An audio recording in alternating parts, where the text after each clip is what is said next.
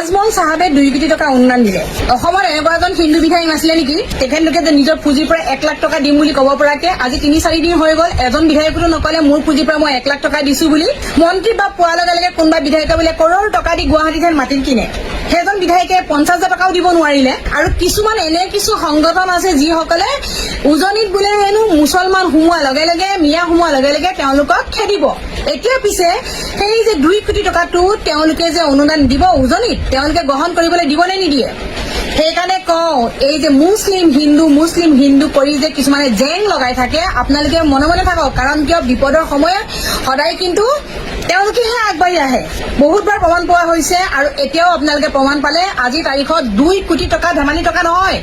আৰু আজমল চাহাবক এটাই অনুৰোধ কৰিব বিচাৰো যে আপুনি পইচাখিনি নিজে বিতৰণ কৰক যদি আপুনি বেলেগক দিয়ে নহয় তাত অংক আহি পৰিব কাৰণ কমিছনৰ অংক আহি পৰিব কাকো বিশ্বাস কৰিব নোৱাৰি আৰু পানী যে সোমাইছে পানীখিনি কিন্তু মুছলিমৰ পানী হিন্দু পানী ভাগ কৰি সোমোৱা নাই হিন্দু মুছলিম একে ঠাইতে গৈছে সেইকাৰণে সকলো আমি ককাই ভাই অসমখন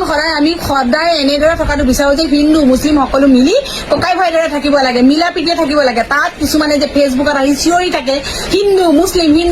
এইবিলাক কোৱাটো বাদ দিয়ক এয়া এটা আপোনাৰ ডাঙৰ শিক্ষা সহায় কৰাজনে প্ৰকৃত বন্ধু মনত ৰাখি থব সকলোৱে।